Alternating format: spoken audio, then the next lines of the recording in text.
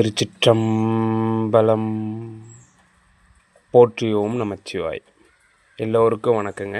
இது உங்கள் அகத்தியர் வாக்கு. ஐப்பசி மாதம் ராசி பலன்கள். மேசம் ராசி முதல் நம்ம கன்னியா ராசி வரைக்கும் வீடியோ கொடுத்தாச்சுங்க. இப்போ துலாம் ராசிக்கு இந்த ஐப்பசி மாதம் என்ன நிலைமையில் போக போகுதுங்கிறத பார்க்கலாம். துலாம் ராசி நேயர்கள் எல்லாருக்கும் பார்த்துட்டிங்கன்னா, எப்பொழுதுமே இந்த ஐப்பசி மாதத்தில்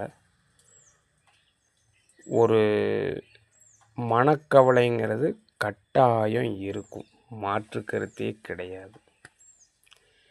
ஏன் அப்படின்னு கேட்டிங்கன்னா, சூரியன் ஐப்பசி மாதத்தில் இந்த இடத்துல நேசமாவார்.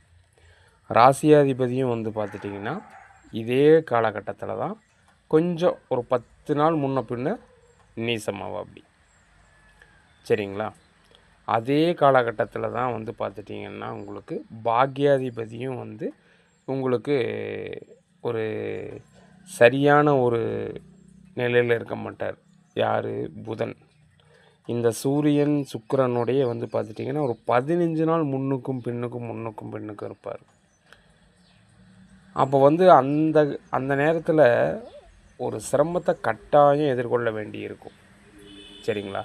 இந்த மாத கிரகங்களில் இந்த 3 கோள்கள் சூரியன், சுக்கிரன், புதன், சரிங்களா?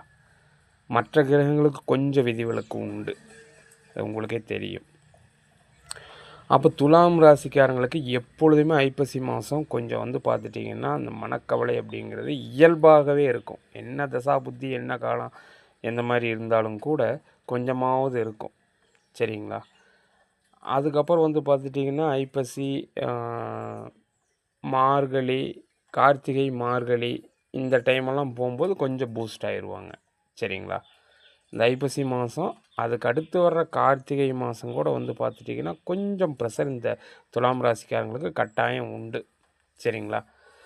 இப்போ இந்த வகையில் ராசியாதிபதி 8 நீசமாவார். அப்புறம் திரும்ப ராசியிலையும் அதுக்கப்புறம் 2ஆம் இடத்துலையும் இந்த ஐப்பசி மாதத்துலேயே இருப்பார். கொஞ்சம் ஒரு 10 நாள் முன்ன பின்ன, அதாவது இந்த புரட்டாசி, ஐப்பசி, இந்த கார்த்திகை இந்த மாதத்தில் ஒரு 10 நாள் முன்ன பின்ன கொஞ்சம் ஒரு மாதிரியாக முன்னாடி பின்னாடி சூரியனோட பிரயாணம் செய்வார். புதன் ஐப்பசி மாதம் முழுவதும் இந்த துலாம் ராசியில் தான் இருக்கார். அது ஒரு வகையில் சிறப்புன்னு எடுத்துக்கலாம், சரிங்களா? ஆனால் என்ன இருந்தாலும் கண்ணுக்கு முன்னாடி லாபங்கள் கரையிறதோ அல்லது தெரிஞ்சே அது வேறு வழி இல்லை, இப்படி தான் போய் ஆகணும் அப்படின்னு நீங்கள் போகிறது உங்களுக்கே தெரியும். கண்டிப்பாக என்ன கண்டிஷன்ஸுன்னு நல்லாவே தெரியும். இப்படி தான் நடக்கும் அப்படின்னு நீங்கள் யூகமே பண்ண தேவையில்லை. இப்படி தான் அப்படின்னு கரெக்டாக யோசனை பண்ணிகிட்ருக்கிறதில்ல. ஐப்பசி வந்தாச்சா, சரி இப்படி தான் இருக்கும் இந்த மாதம், ரைட்டு, ஓகே அப்படிங்கிற மாதிரி நீங்களே இது பண்ணிக்கக்கூடிய அளவுக்கு தெரிஞ்சு வச்சுக்கக்கூடிய அளவுக்கு இந்த ஐப்பசி மாதம் எப்பொழுதும் இருக்கும். நல்லா அந்த ஜோதிடத்தை ஓரளவுக்கு தெரிஞ்சவங்க துலாம் ராசிக்காரங்களுக்கு நல்லாவே தெரியும், சரிங்களா? இப்போது பார்த்துட்டிங்கன்னா ராசியில் சூரியன் இருக்கிறது இந்த லாபம் சம்மந்தப்பட்ட, சரிங்களா? அதே மாதிரி உறவினர்கள், உடன்பிறப்புகளில் மூத்தவர்கள், சரிங்களா? இவங்க வகையில் மனக்கசப்பு அப்படிங்கிறது கட்டாயம் உண்டு, அல்லது அவர்கள் வழியில் ஏதாவது சிரமங்களை உங்களையும் சேர்த்து அது கொஞ்சம் சிரமப்படுத்தும், சரிங்களா? அதேமாதிரி 2 கூடையவன் பார்த்துட்டிங்கன்னா எப்பொழுதும் கரெக்டாக அந்த இடத்துக்கு வர்றது கிடையாது. ஏன்னா ஒரு 45 நாள் சுற்றுப்பயணம், சரிங்களா, ஒரு ராசியில். அப்போது எந்த வருஷத்துலையாவது ஒரு தடவை மட்டும்தான் பார்த்துட்டிங்கன்னா செவ்வாய் கரெக்டாக அந்த துலாத்துலேயும் உங்களுக்கு 2ஆம் இடத்துக்கும் வருவார். அது ஒரு வகையில் கொஞ்சம் நல்லதுன்னு சொல்லலாம். இருந்தாலும் குடும்ப வகையில் பார்க்கும்போது இந்த சூரியனும் செவ்வாய் அந்த இடத்துல இருக்கும்போது இந்த ஐப்பசி, கார்த்திகை கொஞ்சம் பேச்சுவார்த்தைங்கிறது பார்த்துட்டிங்கன்னா சிரமங்களை கொடுக்கும். பேச்சுவார்த்தையின் ரீதியாக சிரமத்தை வரவழைத்து கொள்ளுதல், வாலண்டியே போய் பேசி வம்பில் சிக்கிக்கிறது, அந்த மாதிரியான ஒரு சூழல் குடும்பத்தில் கொஞ்சம் கான்ட்ரவர்ஷியல் சப்ஜெக்ட் போகும் ஐப்பசி மாதம், சரிங்களா? அதே மாதிரி பார்த்துட்டிங்கன்னா உங்களுக்கு 5ஆம் இடத்துல ராகு. 5னா குழந்தைகள், பெரியவங்க, இவங்க 2 பேர்த்தையும் டோப் பண்ணும் ராகு.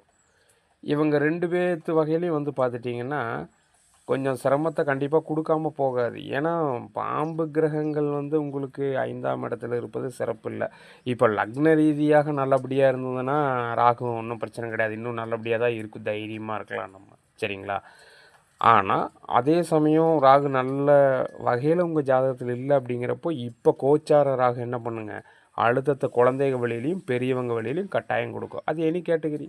குழந்தைகள் உடல்நிலையாக இருக்கலாம், படிப்பாக இருக்கலாம், பெரியவங்களுக்கு உடல்நிலையாக இருக்கலாம், சொத்தாக இருக்கலாம், எனி கேட்டகரி. சரிங்களா? இப்போ அதுவே பாருங்கள் 6ஆம் இடத்துல சனி. இப்போ இந்த துலாம் ராசிக்காரங்களுக்கு அவர் நன்மை செய்யக்கூடியவர் தான், அந்த இடத்துல இருக்கிறார். அது ஒரு பெஸ்ட்டுன்னு சொல்லலாம். ஆனால் அதே சமயம் இன்னொரு விஷயம் பாருங்கள், கரெக்டாக கோச்சாரத்தில் யார் வரார், 6 அதாவது துலாத்துக்கு 3 6 உடன்பிறப்பு இளையவர்கள். சரிங்களா? அவங்க 6 தொழில், அதே சமயம் வந்து பார்த்துட்டிங்கன்னா ஆன்மீகம், வியாபாரம். சரிங்களா?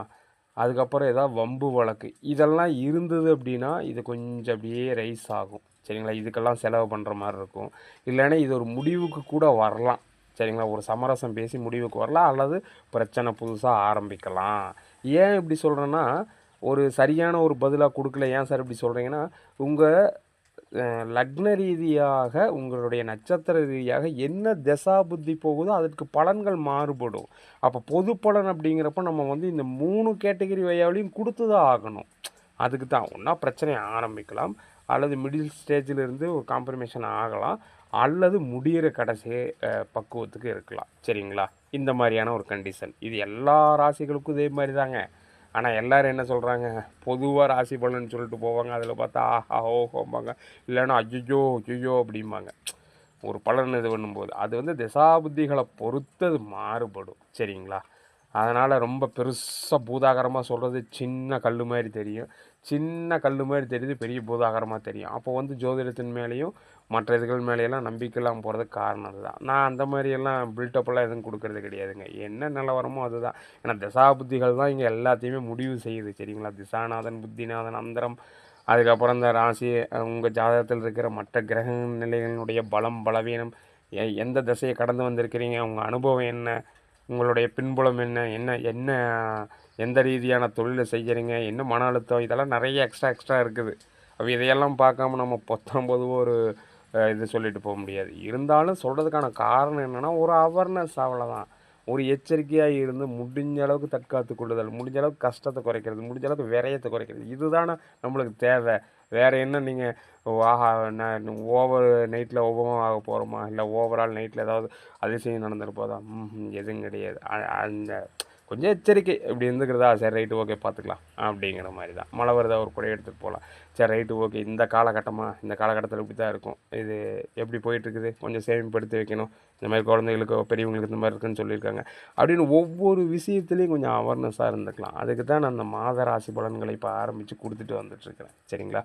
இப்போ அந்த வகையில் பார்க்கும்போது உங்களுக்கு 3 6 வந்து ஒரு 58 நாட்கள் வளர்த்துருக்கிறார். அப்போது நான் ஏற்கனவே சொன்ன மாதிரி பார்த்துட்டிங்கன்னா உங்களுக்கு இந்த ஐப்பசியும் மார்கழியும் வந்து கார்த்திகையும் வந்து பார்த்துட்டிங்கன்னா சிரமத்தை கொடுக்கறதுக்கு காத்திருக்குது. நல்ல திசாபுத்தி அந்தரங்கள் நடக்கும்போது இதை பற்றி கவலைப்பட தேவையில்லை. சரிங்களா? ஆனால் இல்லாத போது கண்டிப்பாக கேர் பண்ணி தான் ஆகணும். சரிங்களா? இப்படி தான் ஒரு சூழல் போய்கிட்டு இருக்குது. பார்த்து கவனத்தோடு இருங்க. இது வரைக்கும் பொறுமையாக கேட்டதுக்கு மிக்க நன்றி. லைக் பண்ணுங்கள், ஷேர் பண்ணுங்கள், சப்ஸ்கிரைப் பண்ணுங்கள். போற்றி ஓம் நமச்சிவாய.